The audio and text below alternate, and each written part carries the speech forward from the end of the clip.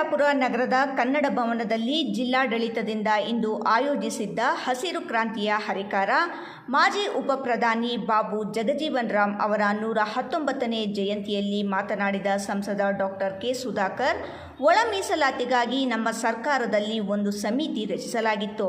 ಎಲ್ಲ ಸಮುದಾಯಗಳ ಮುಖಂಡರನ್ನು ಪ್ರತಿನಿಧಿಗಳಾಗಿ ಕರೆಸಲಾಗಿತ್ತು. ಜನಗಣತಿ ವರದಿಗಳ ಅನ್ವಯ ಎಲ್ಲರಿಗೂ ನ್ಯಾಯ ಕೊಡಲು ಪ್ರಾಮಾಣಿಕ ಪ್ರಯತ್ನ ಮಾಡಲಾಗಿತ್ತು.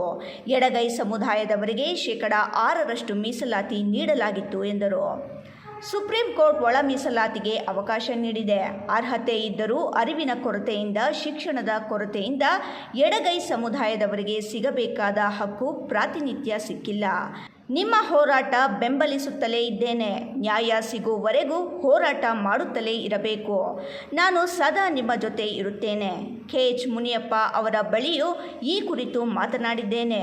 ಅವರು ರಾಜಿಯಾಗುವುದಿಲ್ಲ ಎಂದು ಹೇಳಿದ್ದಾರೆ. ಅಗತ್ಯ ಬಿದ್ದರೆ ಯಾವುದೇ ನಿರ್ಧಾರ ತೆಗೆದುಕೊಳ್ಳಲು ಸಿದ್ಧ ಎಂದು ಹೇಳಿದ್ದಾರೆ. ಸಾಮಾಜಿಕ ನ್ಯಾಯಕ್ಕೆ ಅವರು ಎಂದೂ ಹಿಂದೆ ಹೋಗಲ್ಲ.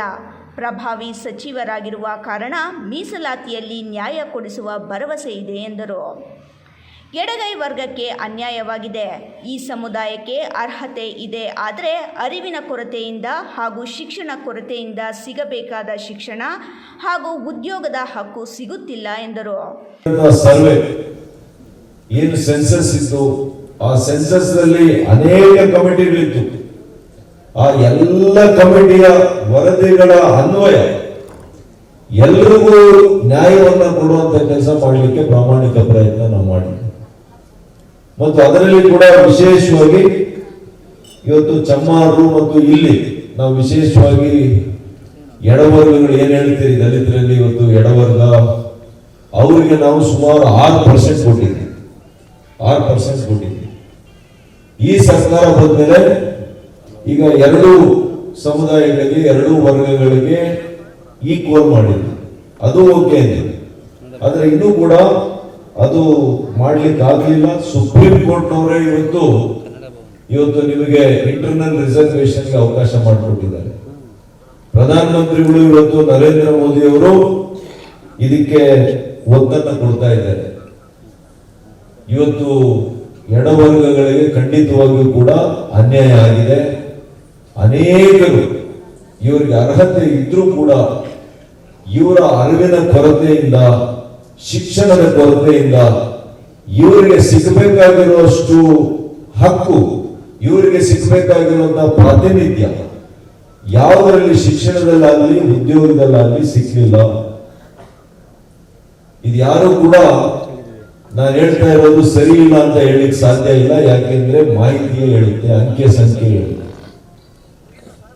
ಆದ್ರೆ ನಿಮ್ಮಲ್ಲಿ ಹೋರಾಟದ ಸ್ವಭಾವ ಇನ್ನೂ ಕೂಡ ಸಾಕಾಗಲಿಲ್ಲ.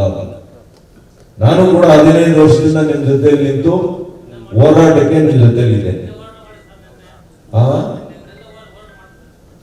ನಿನ್ನೆ ಒಂದು ದಿವಸ ಮಾಡಿದ್ರೆ ಸಾಕಾಗಲ್ಲ. ನಿಮಗೆ ನ್ಯಾಯ ಸಿಕ್ಕುವುದು ಹೋರಾಟ ಮಾಡಬೇಕು. ನಗರದ ವಾಪಸಂದ್ರ ರಂಗನಾಥ ಸ್ವಾಮಿ ದೇವಾಲಯದಿಂದ ಹಮ್ಮಿಕೊಂಡಿದ್ದ ಬೆಳ್ಳಿ ರಥಗಳಿಗೆ ಜಿಲ್ಲಾಧಿಕಾರಿ, ಸಿಇಒ ಹಾಗೂ SP ಅವರು ಚಾಲನೆ ನೀಡಿದರು. ರಂಗನಾಥ ಸ್ವಾಮಿ ದೇವಾಲಯದ ಮುಂಭಾಗದಿಂದ ಅದ್ಧೂರಿಯಾಗಿ ಬೆಳ್ಳಿ ರಥಗಳ ಮೆರವಣಿಗೆ ಪ್ರಾರಂಭವಾಗಿ ನಗರದ BB ರಸ್ತೆಯ ಮೂಲಕ ಕನ್ನಡ ಭವನಕ್ಕೆ ಕೊನೆಗೊಂಡಿತು. ನಂತರ ವೇದಿಕೆ ಕಾರ್ಯಕ್ರಮಕ್ಕೆ ಚಾಲನೆ ನೀಡಿದರು. ನಂತರ ಜಿಲ್ಲಾಧಿಕಾರಿ G. ಪ್ರಭು ಕಾರ್ಯಕ್ರಮ ಉದ್ದೇಶಿಸಿ ಮಾತನಾಡಿದರು. Zilla Panchayat CEO doctor Naveen Bhat, SP Kushal Chouksey, ಅಪರ ಜಿಲ್ಲಾಧಿಕಾರಿ ಡಾಕ್ಟರ್ ಭಾಸ್ಕರ್, ಜಿಲ್ಲಾ ಹಾಗೂ ತಾಲೂಕು ಮಟ್ಟದ ವಿವಿಧ ಇಲಾಖೆಯ ಅಧಿಕಾರಿಗಳು ಹಾಗೂ ಎಡಗೈ ಸಮುದಾಯದವರು ಭಾಗವಹಿಸಿದ್ದರು.